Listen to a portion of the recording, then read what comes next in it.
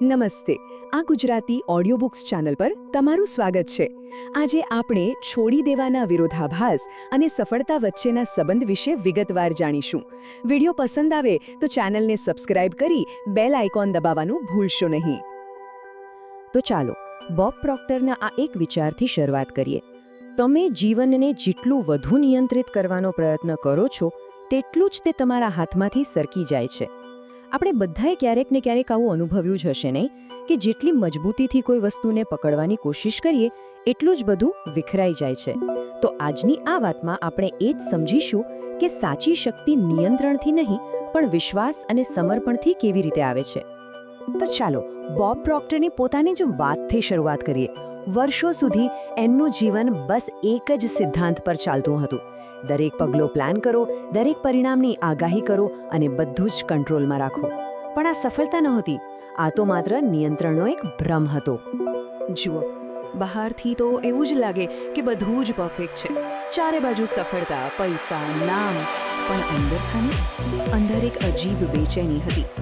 એક એવી અશાંતિ હતી જે સતત એમને કહ્યા કરતી કે કંઈક તો ખૂટી રહ્યું છે. આંતરિક શાંતિનો સંપૂર્ણ અભાવ હતો જે કોઈ પણ ભૌતિક સફળતા કરતાં ક્યાંય વધુ મૂલ્યવાન છે.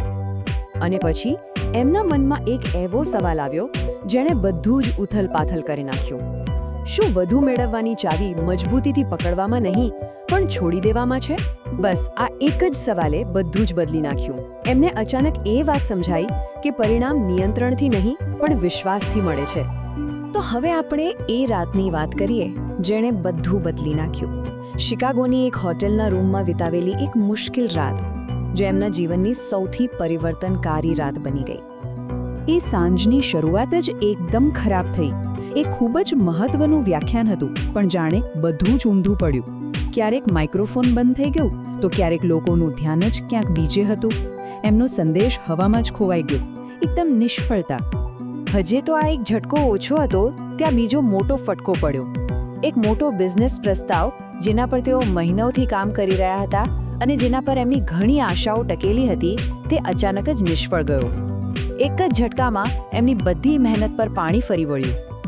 જ્યારે એ હોટલના રૂમમાં પાછા આવ્યા ત્યારે એમના ખભા પર જાણે આખી દુનિયાનો ભાર આવી ગયો હતો. મગજ હતું કે અટકવાનું નામ જ નહોતું લેતું, બસ દોડ્યા જ કરતું હતું. બધું ઠીક કરવાના રસ્તાઓ શોધતું હતું. એ વાતચીતને ફરી ફરીને મનમાં દોહરાવી રહ્યા હતા અને વિચારતા હતા કે શું અલગ કરી શકાયું હોત. અને પછી એ હતાશાની ચરમસીમાએ એમના અંદરથી જાણે કંઈક તૂટ્યું. એમણે બધી કોશિશો છોડી દીધી. એક ઊંડો શ્વાસ લીધો અને બસ ધીમા અવાજે કહ્યું, પ્રભુ, મને ખબર નથી કે શું કરવું, મારું માર્ગદર્શન કરો. કોઈ ચમત્કાર નહોતો થયો, કોઈ દૃશ્યમાન સંકેત નહોતો મળ્યો, પણ અંદરનું વાતાવરણ એ આખું બદલાઈ ગયો હતું. જાણે કોઈ અદૃશ્ય શક્તિએ એમના ખભા પરથી બધો ભાર હળવો કરી દીધો હોય. શ્વાસ હળવા થયા, શરીર શાંત થયું અને મનની અંદરનો ઘોંઘાટ એ એકદમ શાંત થઈ ગયો. કંઈ પણ ઉકેલાયું નહોતું, પણ બધું ઉકેલવાની જરૂરિયાત જતી રહી હતી. આ અનુભવ પછી એમના મનમાં એક મોટો સવાલ જાગ્યો, આ નિયંત્રણ અને અનુશાસનમાં શું તફાવત છે? વર્ષોથી તેઓ આ બંનેને એક જ સમજતા હતા, પણ એ જ એમની સૌથી મોટી ભૂલ હતી. તો ચાલો આ બે માનસિકતા વચ્ચેનો તફાવત સમજીએ. એક બાજુ છે નિયંત્રણ, જે ડર અને શંકામાંથી જન્મે છે. જો મેં બધું ન સંભાળ્યું તો બધું બગડી જશે, આ વિચાર જ તણાવ પેદા કરે છે.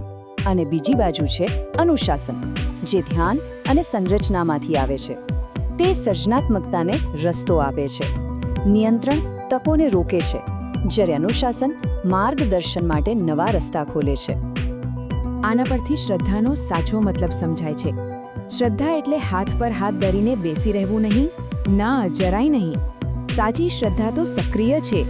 એનો અર્થ છે તમારું કામ પૂરા દિલથી, શ્રેષ્ઠતાથી કરો અને પછી પરિણામને યોગ્ય હાથમાં છોડી દો. આ જ તો કર્મ અને વિશ્વાસનું સાચું સંતુલન છે. અને હા, આ ખાલી ફિલોસોફી નથી, આની પાછળ પાક્કું વિજ્ઞાન પણ છે. જ્યારે આપણે ખૂબ જ તણાવમાં હોઈએ છીએ ત્યારે આપણું મગજ સર્વાઇવલ મોડમાં જતું રહે છે, જે નવા વિચારો અને સર્જનાત્મકતાને બ્લોક કરી દે છે. હાર્વર્ડના સંશોધનમાં પણ એ સાબિત થયું છે કે થોડીવારનું મૌન મગજના ભય કેન્દ્રને શાંત કરે છે. મતલબ કે જ્યારે આપણે શાંત થઈએ છીએ ત્યારે આપણું મન નવી શક્યતાઓ માટે ખુલે છે. તો સવાલ એ છે કે આટલા ગહન વિચારને આપણે આપણા રોજિંદા જીવનમાં કેવી રીતે ઉતારી શકીએ? જવાબ આરામની પ્રેક્ટિસમાં રહેલો છે. પણ આ શારીરિક નહીં, આધ્યાત્મિક આરામ છે. તો પ્રોક્ટરે આના માટે એક બહુ જ સિમ્પલ સવારની પ્રેક્ટિસ બનાવી હતી. પહેલું પગલું, દિવસના ઘોંઘાટ શરૂ થાય એ પહેલાં થોડી મિનિટો માટે શાંતિથી બેસો. બીજું પગલું, કંઈ પણ માંગ્યા વગર માત્ર એક ઊંડો શ્વાસ લો. અને ત્રીજું પગલું, મનમાં એક સ્પષ્ટ ઇરાદો નક્કી કરો. હું મારું કામ કરીશ, બાકીનું ઈશ્વર સંભાળી લેશે. આ આધ્યાત્મિક આરામ એટલે આળસ નહીં, જરાય નહીં. તે તો એ વ્યક્તિની રાહત છે જે દુનિયાનો બધો ભાર પોતાના ખભા પર વહન કરવાનું બંધ કરી દે છે. તે દબાણની જગ્યાએ શાંતિની સ્થિતિમાંથી કામ કરવા વિશે છે.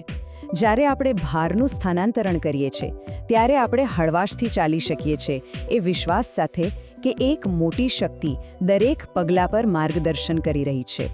તો હવે આ બધી વાતોને જાતે અનુભવવા માટે એક નાનકડો પણ ખૂબ જ શક્તિશાળી પ્રયોગ, એક પડકાર જે આપણા મનને ચિંતામાંથી વિશ્વાસ તરફ વાળવામાં મદદ કરી શકે છે. તો ચાલો આવનારા 7 દિવસ માટે જ્યારે પણ મનમાં ચિંતા કે બેચેની થાય ત્યારે એકદમ દ્રઢતાથી મનમાં કહેવાનું છે, હું નિયંત્રણ ઈશ્વરને સોંપું છું. આ એક નાનકડું વાક્ય છે, પણ જો પૂરા વિશ્વાસ સાથે બોલવામાં આવે તો તે માનસિક શાંતિ આપવાની અદ્ભુત શક્તિ ધરાવે છે. અને આ પ્રયોગને વધારે અસરકારક બનાવવા માટે આ 3 પગલાં અનુસરવા જેવા છે. પહેલું, આ વાક્ય દિવસમાં 3 વાર દોહરાવો, સવારે, બપોરે અને રાત્રે. બીજું, એક નોટબુકમાં પોતાની લાગણીઓ અને જે પણ નાના મોટા ફેરફાર દેખાય તે લખો. અને ત્રીજું, અઠવાડિયાના અંતે પોતાની નોંધો વાંચો અને જુઓ કે અંદરની દુનિયામાં શું બદલાયું છે.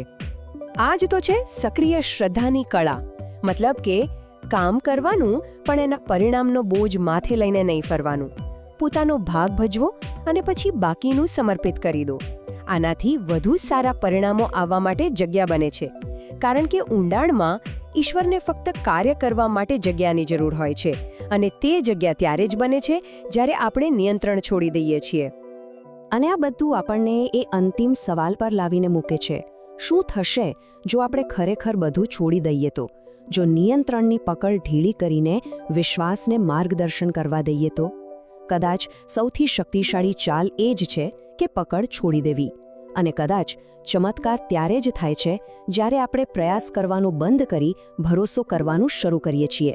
છોડી દેવાના આ વિરોધાભાસ વિશેની આ લાંબી મુસાફરી અહીં પૂરી થઈ.